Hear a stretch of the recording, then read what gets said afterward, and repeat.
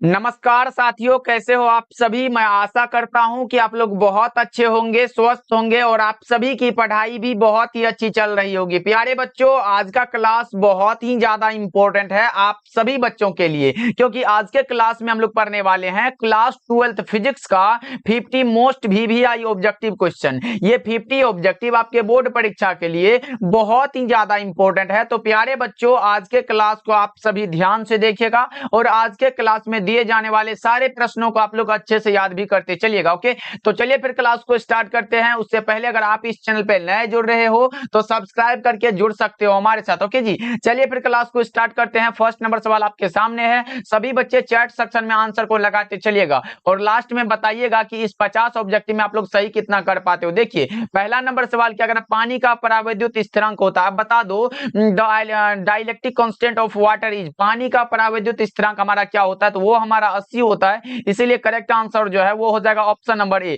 सभी बच्चे याद रखिएगा, पानी का परावैद्युत स्थिरांक 80 होता है और यह क्वेश्चन कई बार आपके बोर्ड एग्जाम में आ चुका है। चलिए अगले प्रश्न की ओर बढ़ते हैं। दूसरा नंबर सवाल देखिए क्या कह रहा है, आवेश का विमा होता है। बता दो, बहुत ही इंपॉर्टेंट क्वेश्चन है। आज के क्लास का सबसे इंपॉर्टेंट जो क्वेश्चन है वो है आवेश का विमा क्या होता है। तो the dimension of charge is, आप लोगों ने एक फॉर्मूला पढ़ा है कि सर धारा आई बराबर जो होता है वो क्यू बटा में टी होता है। क्यू बटा में टी होता है, क्यू हमारा क्या है तो चार्ज, हमको चार्ज निकालना है तो क्यू बराबर आप लिख सकते हो आई टी। आई हमारा धारा है, धारा को हम लोग एम्पियर में लिखते हैं तो हम लोग ए और टी लिख सकते हैं। कौन सा ऑप्शन में दिया गया है, तो option number A is the correct answer. Option number A is the correct answer of this question. याद रखिए आप लोग, बहुत इंपॉर्टेंट है। ओके, चलिए तीसरे नंबर सवाल की ओर बढ़ते हैं। तीसरा नंबर सवाल देखिए आपके सामने ये रहा, बताना इसका सही जवाब क्या होगा। संबंध क्यू बराबर एन ई में निम्नलिखित में कौन सा है जो एन का मान संभव नहीं है। ये एन क्या है तो एक नंबर है, ये क्यू क्या है तो चार्ज है और ई क्या है तो इलेक्ट्रॉन का चार्ज है। तो सभी मैं बता चुका हूं। ये एन क्या होता है तो 1 2 3 ऐसे लिख सकते हो, 1 हुआ 2 हुआ 3 हुआ। ये कभी भी पॉइंट में नहीं होता, इसलिए कह सकते हो हमारा जो राइट आंसर वो हो जाएगा 4.2, जो कि एन का मान संभव नहीं है। इलेक्ट्रॉन का चार्ज जो होता है वो होता है 1.6 into 10 to the power -19 coulomb के बराबर होता है। इसको भी आप लोग बच्चा पार्टी याद रखिएगा, ये भी बहुत इंपॉर्टेंट है। अगर आपसे पूछ देखिए इलेक्ट्रॉन का चार्ज कितना होता है तो 1.6 into 10 to the power -19 coulomb के बराबर होता है। और ये नंबर जो होता है वो होता है 1 2 3 4 5 6 अनंत तक हो सकता है, लेकिन कभी भी ये पॉइंट में नहीं हो सकता, ये कभी भी डेढ़ नहीं हो सकता है, अढ़ाई नहीं हो सकता है। इसलिए correct answer option number C हो जाएगा। चलिए अगले प्रश्न की ओर बढ़ते हैं। अगला प्रश्न देखिए, चौथा नंबर सवाल क्या कर रहा है, विद्युत विभव है क्या है, बता दो। आप लोग सभी बच्चे बताएंगे विद्युत विभव क्या होता है। फोर्थ का राइट आंसर सभी बच्चे बता दो। विद्युत विभव बराबर जो होता है वो क्या होता है तो भी विद्युत विभव को हम लोग भी के द्वारा डिनोट करते हैं, जो कि इसका ऐसा ही मात्रक होता है। भी बराबर जो फॉर्मूला होता है वो होता है W upon Q. W upon Q होता है और यह एक क्या होता है तो स्केलर क्वांटिटी होता है, यानी कि अदिश राशि होता है। विद्युत विभव अदिश राशि है और वोल्ट बराबर जूल प्रति कूलम होता है। इसको भी आप लोग याद रखिएगा, ये भी बहुत इंपॉर्टेंट है। ओके, चलिए पांचवा नंबर सवाल की ओर बढ़ते हैं। ये रहा आपके सामने, बता दो इसका सही जवाब क्या होगा। बताएंगे सभी बच्चे, जब किसी वस्तु को आवेशित किया जाता है तो उसका द्रव्यमान क्या होता है। जब किसी भी वस्तु को आवेशित किया जाता है तो उसका द्रव्यमान क्या होता है, ये पूछा गया आप लोगों से। 5 का सही जवाब सभी बच्चे बता दो। जब किसी वस्तु को आवेशित किया जाता है तो उसका द्रव्यमान बढ़ या फिर घट सकता है। राइट आंसर डी हो जाएगा। 5 का डी बिल्कुल राइट आंसर हो जाएगा बच्चा पार्टी, याद रखिएगा, ये भी क्वेश्चन बहुत इंपॉर्टेंट है। ओके, चलिए अगले प्रश्न की ओर बढ़ते हैं। अगला प्रश्न ये रहा आपके सामने, 6 नंबर सवाल है, कूलम्ब बल क्या है। कूलम्ब बल जो होता है वो क्या होता है, बता दो आप लोग। 6 का राइट आंसर, कूलम्ब बल क्या होता है। केंद्रीय बल होता है, विद्युत बल होता है, ए और बी दोनों होता है, या इनमें से कोई नहीं। 6 का सही जवाब सभी बच्चे बता दो। तो कूलम्ब बल जो हमारा होता है वो केंद्रीय बल भी होता है और विद्युत बल भी होता है। इसलिए आप कह सकते हो central force and electrical force दोनों होता है। Correct answer option number C हो जाएगा, ए और बी दोनों हो जाएगा। ऑप्शन नंबर सी बिल्कुल राइट आंसर हो जाएगा बच्चा पार्टी, याद रखिएगा आप लोग। चलिए 7 नंबर सवाल को देखिए आपके सामने, ये रहा, बता दो इसका सही जवाब क्या होगा। और यह क्वेश्चन सभी बच्चे का सही होना चाहिए। साबुन के एक बुलबुले को जब आवेशित किया जाता है तो उसकी त्रिज्या क्या होती है, बता दो आप लोग। साबुन के एक बुलबुले को जब आवेशित किया जाता है तो उसकी त्रिज्या क्या होती है। 7 का राइट आंसर सभी बच्चे फटाफट से चैट सेक्शन में बता दो। जब साबुन के एक बुलबुले को आवेशित किया जाता है तो उसकी त्रिज्या क्या होती है। 7 का राइट आंसर बता दो, तो वो क्या होता है, सीधे रूप से बढ़ जाता है। Option number A right answer हो जाएगा 7 का। 8 नंबर सवाल देखिए आपके सामने, ये रहा। 8 नंबर सवाल का जवाब बता दो क्या होगा। किसी विद्युतीय क्षेत्र में चालक को रखने पर, क्या किसी विद्युतीय क्षेत्र में चालक को रखने पर उसके अंदर विद्युतीय क्षेत्र क्या होता है, बता दो आप लोग। 8 का राइट आंसर सभी बच्चे बताएंगे किसी विद्युतीय क्षेत्र में चालक को रखने पर उसके अंदर विद्युतीय क्षेत्र का जो मान होता है वो क्या होता है 8 का राइट आंसर। अगर अंदर रखा गया हो तो ये हमेशा 0 होता है, शून्य होता है। सही जवाब ऑप्शन नंबर सी हो जाएगा, 8 का सी करेक्ट आंसर हो जाएगा बच्चा पार्टी। सभी बच्चे याद रखोगे, ये बहुत इंपॉर्टेंट क्वेश्चन है। चलिए 9 नंबर सवाल को देखिए आपके सामने, ये रहा, बता देना इसका सही जवाब क्या होगा। किसी संधारित्र की धारिता का मात्रक क्या होता है, बता दो बच्चा पार्टी। किसी संधारित्र की धारिता का जो मात्रक होता है वो क्या होता है, किसी संधारित्र की धारिता का जो मात्रक होता है वो हमारा फैराड होता है। सही जवाब ऑप्शन नंबर सी होगा, 9 का सी राइट आंसर हो जाएगा बच्चों, याद रखिएगा आप लोग। चलिए अगले प्रश्न की ओर बढ़ते हैं। 10 नंबर सवाल का जवाब बताना सभी बच्चे। 10 नंबर सवाल का जवाब बता दो, 1 वोल्ट बराबर क्या होता है। अभी तो मैंने बताया, जस्ट मैंने बताया, वो जो पूछा गया था कि विद्युत विभव क्या है, वो मैंने बताया कि वो क्या है, तो अदिश राशि है। और वह मैं बताया था कि विद्युत विभव का ऐसा ही मात्रक वोल्ट होता है और V बराबर W/Q होता है। तो W क्या है, तो जूल हो जाएगा इसका मात्रक, और Q चार्ज का कूलम हो जाएगा, यानी कि जूल प्रति कूलम हो जाएगा। तो देख लो कौन सा ऑप्शन में मिला लो ना, ऑप्शन नंबर बी हो जाएगा। 1 वोल्ट बराबर 1 जूल प्रति कूलम हो जाएगा बच्चा पार्टी, लगा लो option number B right answer हो जाएगा, 100% बी करेक्ट आंसर हो जाएगा। चलिए 11 नंबर सवाल की ओर बढ़ते हैं। नए नए बच्चे जितने भी जुड़ रहे हैं तो आप सब सब्सक्राइब करके जुड़ सकते हो हमारे साथ, बिल्कुल फ्री क्लासेस दिए जाते हैं जो आपके बोर्ड एग्जाम के लिए इंपॉर्टेंट होता है। ओके जी, चलिए अगले प्रश्न की ओर बढ़ते हैं। तो आप हमारे साथ जुड़ सकते हो, सभी बच्चे एक बार क्लास को जरूर लाइक करिएगा। देखिए निम्नलिखित में कौन सदिश राशि है, बता दो 11 का राइट आंसर क्या होगा। निम्नलिखित में कौन सा है जो वेक्टर क्वांटिटी है, वे पूछा गया। Which of the following is a vector quantity, बता दो आप लोग। ये विद्युत क्षेत्र की तीव्रता हमारा वेक्टर क्वांटिटी है, राइट आंसर बी होगा। विद्युत विभव भी मैंने बताया अदिश राशि है, विद्युत आवेश भी अदिश राशि है, और आवेश का पृष्ठ घनत्व भी क्या है, तो अदिश राशि है, यानी कि स्केलर क्वांटिटी है। चलिए 12 नंबर सवाल को देखिए आपके सामने, ये रहा 12 नंबर सवाल। मात्र 50 ऑब्जेक्टिव है बच्चा पार्टी, सभी बच्चे ध्यान से देखना और सारे प्रश्नों को याद करते चलना। देखो निम्नलिखित में किस राशि का मात्रक वोल्ट प्रति मीटर होता है, वोल्ट प्रति मीटर विद्युतीय क्षेत्र का होता है बच्चा पार्टी, पढ़ चुके हो, ऑप्शन नंबर डी होगा।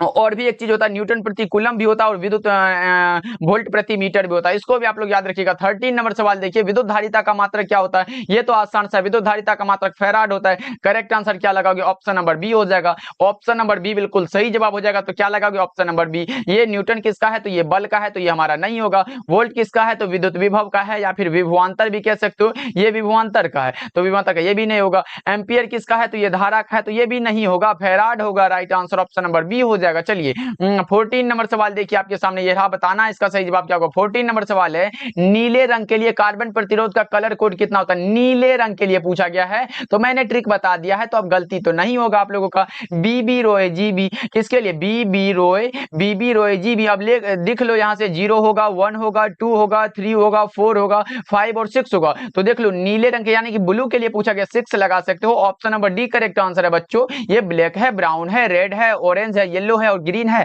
और ब्लू है, तो याद रखिएगा सभी बच्चे, कॉपी में नोट कर लो इसको। चलिए 15 नंबर सवाल देखिए आपके सामने, ये रहा 15 नंबर सवाल है, कार्बन प्रतिरोध के हरे रंग के कोड का मान क्या होता है। कार्बन प्रतिरोध के हरे रंग के कोड का मान अगर आपसे पूछा गया है तो अभी मैंने बताया, हरा रंग किस में आया था बता दो एक बार, बीबी रोए, यहां लिख लो बीबी रोए जीबी, देख लो ग्रीन मतलब हरा होता है, यानी कि यहाँ 5 हो जाएगा, राइट आंसर सी हो जाएगा। ऑप्शन नंबर 0 से स्टार्ट करना, 0 1 2 3 4 5 हो जाएगा ना, ऑप्शन नंबर कौन सा होगा, तो सी हो जाएगा करेक्ट आंसर। चलिए अगले प्रश्न को देखते हैं। 16 नंबर सवाल है, प्रतिरोधों के समानांतर क्रम में निम्नलिखित में कौन सी राशि समान रहती है। समान रहने वाला हमारा एक ही तो है, वो है हमारा पोटेंशियल डिफरेंस, यानी कि विभवांतर होता है, option number A correct answer है, 16 का ए हो जाएगा, 16 का ए सही जवाब है बच्चों, याद रखिएगा। 17 नंबर सवाल देखिए क्या कह रहा है, विद्युत हीटर में जिस तत्व का व्यवहार किया जाता है, जिस पदार्थ का उपयोग करते हैं, वो हमारा नाइक्रोम होता है, ऑप्शन नंबर डी आपका सही जवाब हो जाएगा। विकल्प डी जितने भी बच्चे लगाए हो सही जवाब हो जाएगा बच्चा पार्टी, याद रखिएगा। चलिए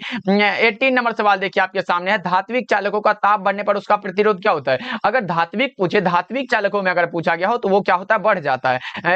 18 का करेक्ट आंसर ये हो जाएगा, धात्विक चालक के लिए हमारा क्या होता है, तो बढ़ जाता है, करेक्ट आंसर ये हो जाएगा। लेकिन अगर उसी जगह पूछे कि अधातु, यानी कि यहाँ पूछा गया है ताप बढ़ने के साथ अर्धचालक का प्रतिरोध क्या होता है, तो वो हमारा क्या होता है, घट जाता है, क्या होगा, तो ऑप्शन नंबर बी हो जाएगा, 19 का बी करेक्ट हो जाएगा। चलिए 20 नंबर सवाल देखिए, दोनों बहुत इंपॉर्टेंट क्वेश्चन था, इसलिए हमने वहां पे इसको सेट कर दिया। देखो 20 नंबर सवाल जो कह रहा है आपके सामने, ये रहा, बता दो इसका सही जवाब क्या होगा बच्चों। विभव मापी के तार की लंबाई बढ़ा देने पर संतुलन बिंदु प्राप्त होता है, वो प्राप्त होता है अधिक लंबाई पर, right answer option number B हो जाएगा, 20 का बी राइट आंसर है बच्चों, याद रखिएगा। चलिए 21 नंबर सवाल को देखते हैं, ये रहा, सेल का विद्युत वाहक बल किसके मापा जाता है, किसके द्वारा मापा जाता है, बता दो इसका सही जवाब क्या होगा, सभी बच्चे बताएंगे चैट सेक्शन में। सेल का विद्युत वाहक बल कितना किसके द्वारा मापा जा सकता है? बताएंगे 21 का राइट आंसर क्या होगा, बता दो। तो वो हमारा विभव मापी के द्वारा मापा जाता है। तो राइट आंसर कौन सा होगा? ऑप्शन नंबर डी होगा। इलेक्ट्रोमोटिव फोर्स को जो मापते हैं वो विभव मापी के द्वारा मापते हैं, तो डी होगा करेक्ट आंसर। चलिए अगले प्रश्न की ओर बढ़ते हैं। आज का क्लास तो हिंदी और इंग्लिश दोनों मीडियम वालों के लिए है, तो बच्चों एकदम बहुत अच्छे से याद कर लो। एमीटर का प्रतिरोध कितना होता है? एमीटर मैंने बताया था, अगर सिर्फ एमीटर हो, अगर सिर्फ आपके सामने क्या हो? एमीटर हो, तो आप कहना कि सर ये क्या होता है कि बहुत कम होता है। सिर्फ एमीटर हो तो बहुत कम होता है। अगर आदर्श एमीटर हो, आदर्श एमीटर रहे तो 0 होता है, और आदर्श वोल्ट मीटर रहे तो अनंत होता है। तो यहाँ सिर्फ एमीटर है तो बहुत कम लगाओ बच्चों। ऑप्शन सी सही जवाब हो जाएगा। 23 नंबर सवाल देखिए आपके सामने ये रहा, बता दो लोहा कैसा होता है? तो लोहा लोह चुंबकीय होगा। लोहा कैसा होगा? तो लोह चुंबकीय होगा बच्चों। ऑप्शन नंबर सी बिल्कुल सही जवाब हो जाएगा। 23 का करेक्ट आंसर सी होगा। सभी बच्चे लगा लो। ओके चलिए 24 नंबर सवाल देखिए आपके सामने। 24 नंबर सवाल है, विषुवत रेखा पर नमन कोण का मान कितना होता है? ये तो बहुत इंपॉर्टेंट है। विषुवत रेखा पर नमन कोण का मान पूछे, या फिर चुंबकीय पृथ्वी के चुंबकीय ध्रुव पर नमन कोण का मान पूछे। अगर चुंबकीय ध्रुव पर नमन कोण का मान पूछे तो 90 डिग्री होता है, लेकिन विषुवत रेखा पर पूछे तो 0 डिग्री होता है। 0 करेक्ट आंसर ये हो जाएगा। ऑप्शन नंबर ए बिल्कुल सही जवाब हो जाएगा। याद रखिएगा सभी बच्चे, बहुत इंपॉर्टेंट है। मैंने बताया पृथ्वी के चुंबकीय ध्रुव पर नमन कोण का मान पूछे तो कितना लगाओगे? 90 डिग्री होता है बच्चा पार्टी, याद रखिएगा। चलिए अगले प्रश्न की ओर बढ़ते हैं। 25 नंबर सवाल देखिए, नमन कोण का मान उत्तरी ध्रुव से, नमन कोण का मान कहां जा रहा है? विषुवत रेखा की ओर। किससे? उत्तरी ध्रुव से विषुवत रेखा की ओर जा रहा है, तो ये ऑब्वियसली घटेगा। ऑप्शन नंबर सी हो जाएगा राइट आंसर। विषुवत रेखा पर क्या घटता ही है? 0 तक चला जाता है। अभी मैंने बताया विषुवत रेखा पर नमन कोण का मान कितना होता है? 0 होता है, और नमन कोण का मान उत्तरी ध्रुव से विषुवत रेखा की ओर जा रहा है तो घटेगा। ऑप्शन सी बिल्कुल राइट आंसर हो जाएगा बच्चों। और क्लास अच्छा लग रहा हो तो लाइक भी करते चलना आप लोग। ओके चलिए, लास्ट में करने के चक्कर में आप लोग भूल जाते हो बच्चों, तो एक बार क्लास पे जरूर लाइक करिएगा। किसी चुंबक का चुंबकीय आघूर्ण क्या होता है? किसी चुंबक का जो चुंबकीय आघूर्ण होता है वो हमारा सदिश राशि होता है, यानी कि वेक्टर क्वांटिटी होता है। The magnetic moment of magnet कौन सा? तो vector quantity. Right answer B हो जाएगा 26 का। 27 नंबर सवाल आपके सामने ये रहा, बता देना इसका सही जवाब क्या होगा। 1 हेनरी बराबर क्या होता है? 1 हेनरी बराबर क्या होता है? वो होता है हमारा 1 हेनरी बराबर जो होता है वो क्या होता है? 10 to the power 3 milli henry होता है। मिली हेनरी होता है। कौन सा ऑप्शन में दिया गया? Option number A right answer है। 27 का करेक्ट आंसर ये होगा। चलिए 28 नंबर सवाल देखिए आपके सामने, यह है डायनेमो की क्रिया निम्नलिखित में किस सिद्धांत पर आधारित होता है? डायनेमो का कार्य सिद्धांत किस पर आधारित है? बता दो आप लोग। 28 का राइट आंसर तो वो हमारा होता है विद्युत चुंबकीय प्रेरण पर, यानी कि इलेक्ट्रोमैग्नेटिक इंडक्शन। राइट आंसर कौन सा होगा? तो ऑप्शन नंबर बी हो जाएगा। ओके चलिए 29 नंबर सवाल देखिए आपके सामने ये रहा। 29 नंबर सवाल का जवाब बता दो। अन्योन्य प्रेरकत्व का मात्रक क्या रहा? अगर आपसे पूछे कौन सा प्रेरकत्व पूछे, या फिर स्व प्रेरकत्व पूछे, प्रेरकत्व पूछे, अन्योन्य प्रेरकत्व पूछे, सबका हमारा हेनरी ही होता है, तो राइट आंसर सी हो जाएगा। चलिए 30 नंबर सवाल को देखिए बच्चा पार्टी, ये रहा आपके सामने, बता दो प्रतिबाधा का मात्रक क्या होता है? ये भी मैं बता चुका हूं आपके सामने। अगर रहे, इसको थोड़ा सा कलर चेंज करके बता दे रहा हूं। अगर आपके सामने क्या रहे?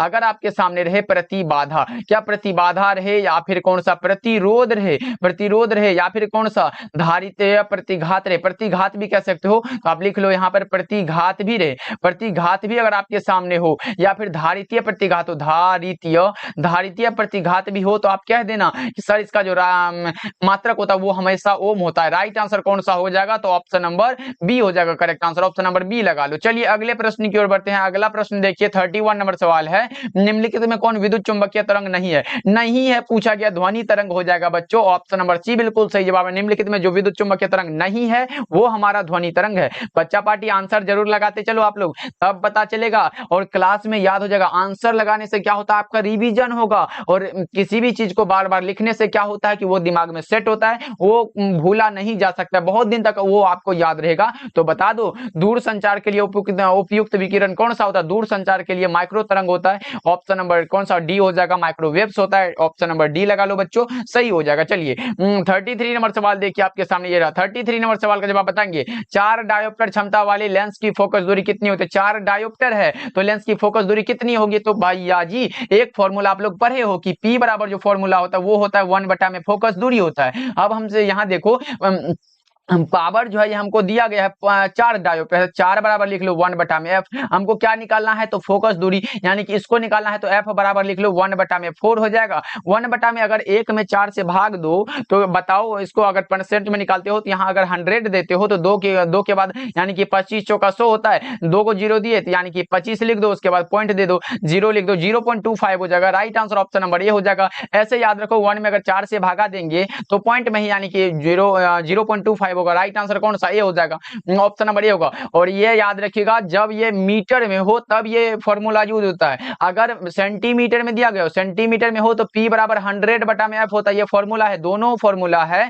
पावर बराबर 2 फॉर्मूला मिला है, एक होता है 1/f अगर वो क्या हो तो वो मीटर में हो चीजें दिया हुआ, और दूसरा क्या होता है P बराबर 100/f तब होता है जब वो सेंटीमीटर में दिया हुआ हो। ओके, क्लियर हो गया। चलिए अगले प्रश्न की ओर बढ़ते हैं। सेंटीमीटर ये नहीं हो सकता है क्योंकि ये सेंटीमीटर में है, मीटर वाला सही होगा हमारा। चलिए अगले प्रश्न की ओर बढ़ते हैं। अगला प्रश्न क्या कह रहा है, 34 नंबर सवाल है। कांच के लिए क्रांतिक कोण कितना होता है?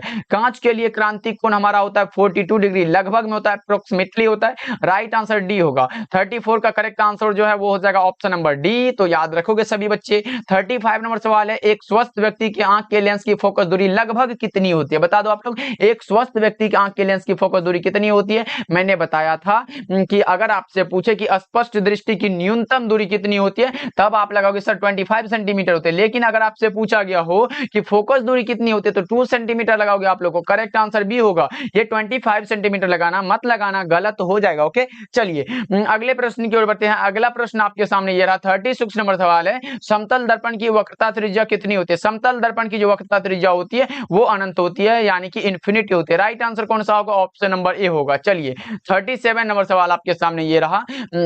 पतली झिल्ली के रंगीन दिखने का कारण क्या हो सकता है? पतली झिल्ली के रंगीन दिखने का जो कारण होता है वो होता है इंटरफेरेंस ऑफ लाइट के कारण। राइट आंसर कौन सा होगा? व्यतिकरण, प्रकाश के व्यतिकरण के लिए होता है। ऑप्शन नंबर बी सही जवाब हो जाएगा। तो याद रखोगे आप लोग, और याद इसको भी कर लीजिएगा कि प्रकाश का व्यतिकरण क्या होता है और विवर्तन का डिफिनेशन याद कर लीजिएगा। मतलब प्रकीर्णन, विवर्तन, व्यतिकरण और ध्रुवन, ये चारों जो है इसका आप लोग डिफिनेशन याद कर लीजिएगा, क्योंकि ये शॉर्ट क्वेश्चन आपसे पूछा जाता है। शॉर्ट क्वेश्चन आपसे पूछा जाता है 2 नंबर में, तो आप लोग को याद कर लीजिएगा। ओके, चलिए अगले प्रश्न की ओर बढ़ते हैं। 38 नंबर सवाल देखिए, प्रकाश का वेग महत्तम होता है, किस में होता है? प्रकाश का वेग जो सबसे अधिक होता है वो निर्वात में होता है, यानी कि इन वैक्यूम होगा।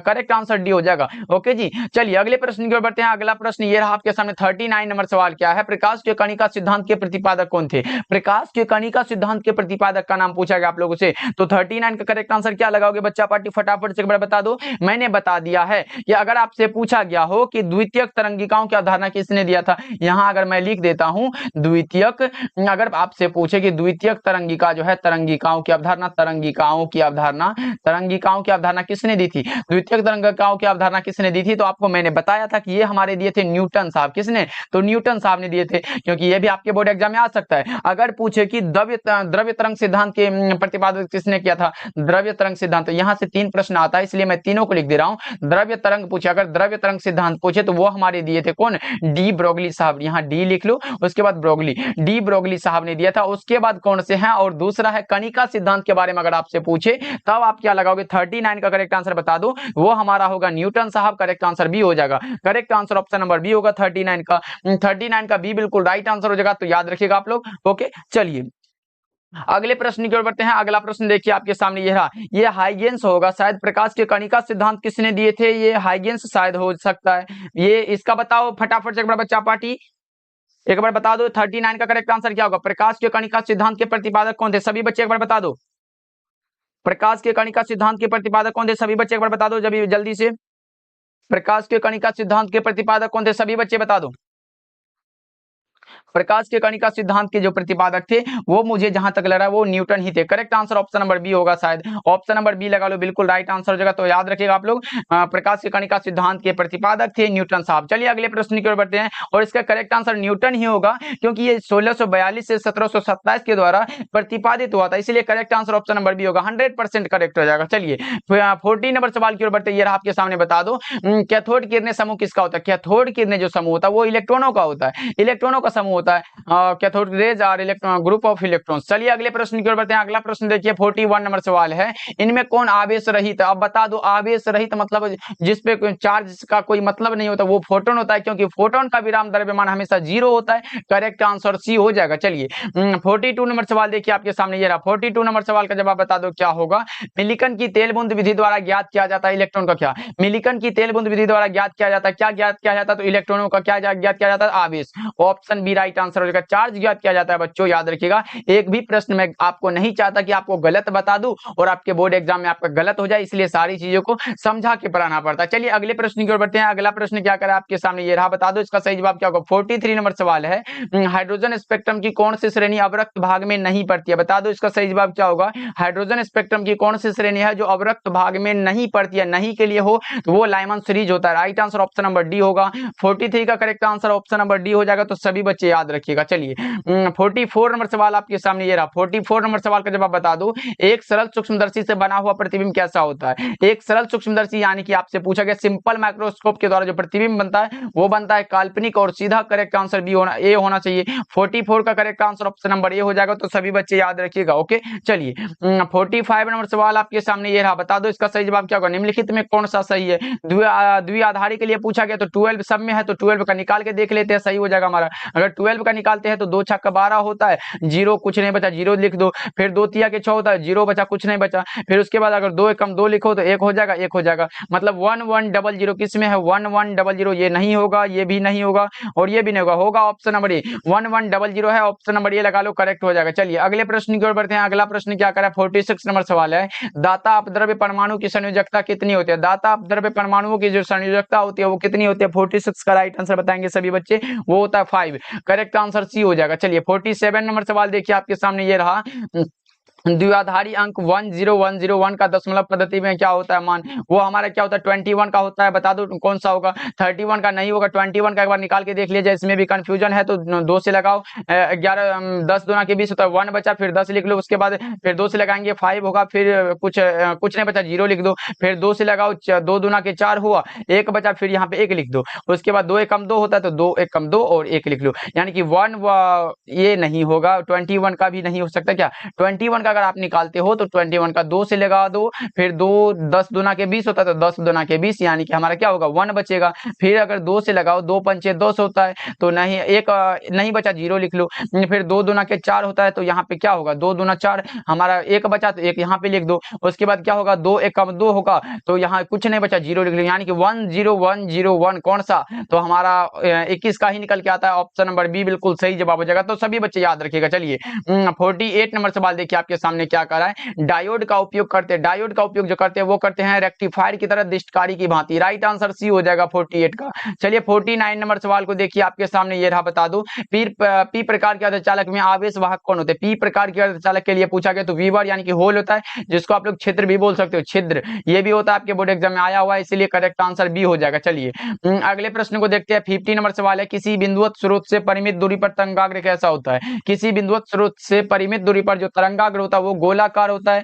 ऑप्शन नंबर ये होगा स्फेरिकल होता है। ऑप्शन नंबर ये लगा लो, तो सही जवाब हो जाएगा। तो चलिए बच्चा पार्टी, आज का क्लास आपको कैसा लगा कमेंट करके बताइएगा, और आज के क्लास में इस 50 ऑब्जेक्टिव में आप लोग सही कितना कर पाए ये भी कमेंट करके बताइएगा। मिलते हैं फिर अगले क्लास में।